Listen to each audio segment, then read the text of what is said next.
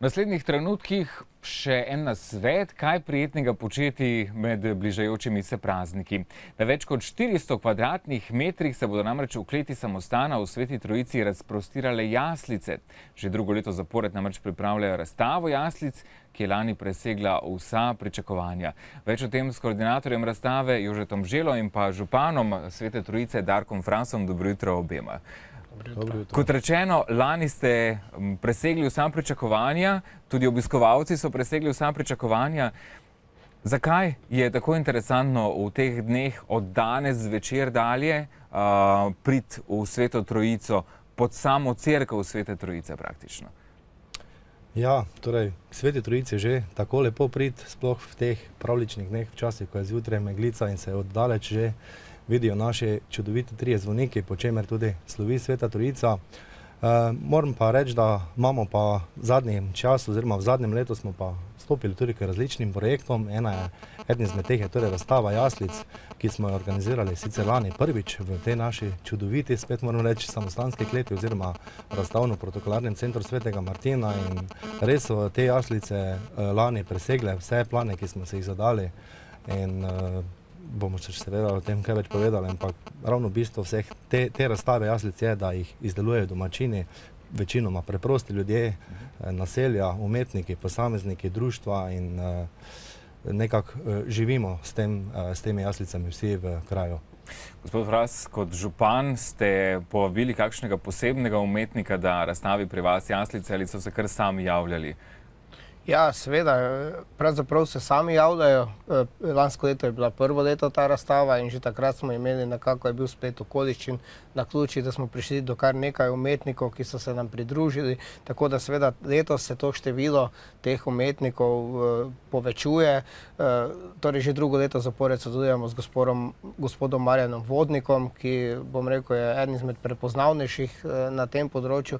Seveda se nam pa pridružijo tudi številni lokalni umetniki, od kiparjev, rezbarjev, slikarjev, tako da seveda je, bom rekel, razstava zelo pestra in seveda obiskovalci si bodo lahko ogledali torej jaslice narejene iz najrazličnejših materialov, tehnik, od popolnoma preprostih izdelkov, otroških rok ali pa, da tako rečem, delavskih kmečkih rok, pa seveda do zelo prefinjenih vrhunskih umetniških izdelkov. Jaslice postavljate danes in pa jutri. Je že znana končna številka? Še vedno lahko kdo iz katerega koli konca Slovenije ali pa sveta v zadnjem trenutku pokliče: imam zelo zanimive jaslice, ki bi jih rad pri vas razstavljal?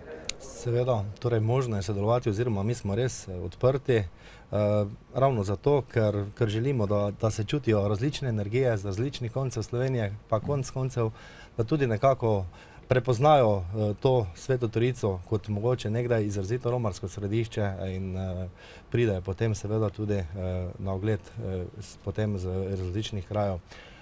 Število jaslic, ja, v bistvu so določeni sploh umetniki ali pa posamezniki, ki so daljeni torej do odročnejših krajev, že postavljali jaslice. Pri nas smo že 2-3 dni imeli kar intenzivno, kar pozno v noč, tako da že kar nekaj teh jaslic stoji.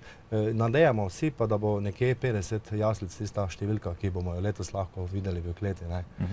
Sveta Trojica ob sami avtocesti, lahko rečemo po Murski avtocesti, tako da ste dostopni zelo hitro. Ne bodo pa samo jaslice tiste, ki bodo praktično tja do Svetih treh kraljev vabile v vaše kraje. Gospod Fras, številne prireditve ste pripravili, se je torej v občinskem proračunu našlo za polepšanje teh praznikov vendarle nekaj denarja? Ja, prav gotovo. Torej, mi se seveda trudimo skupaj z našimi društvi in pa tudi posamezniki v kraju, da pripravimo čim bolj pester program v tem božičnem oziroma adventnem času in tudi skozi seveda novo leto. Tako da naj izpostavim mogoče samo ta predbožični večer, ki se začne že najprej z orgelskim koncertom, ki bo nekje po popoldanskih urah, pred otroško polnočnico, ki bo ob 17. uri, potem zvečer je vrhunec, seveda na predbožični večer najprej koncert božičnih pesmi in potem ob polnoči seveda tradicionalno slovesna polnočnica. No, potem na Štefanovo 26. decembra prav tako tradicionalni božični koncert, tokrat gostimo gospoda Marjana in Majdo, gospod Majdo Petan in pa vokalno skupino Inspiritu. In seveda potem v soboto imamo eno lokalno prireditev Naj sosed v organizaciji turističnega društva in seveda potem tudi silvestrovanje na prostem, ki bo pa letos torej organizirano malo bolj skromno, ampak zato prav tako prijetno kot tudi pretekla leta.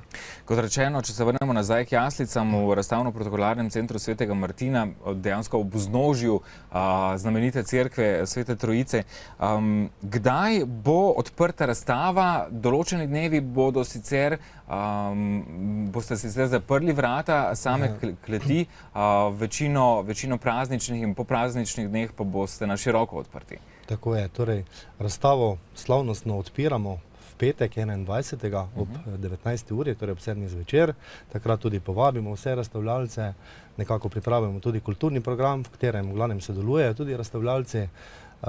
Letos bo v bistvu tudi posebnost ravno ta kulturni program, saj bodo posamezniki iz cele Slovenije, odkoder torej tudi prihajajo jaslice.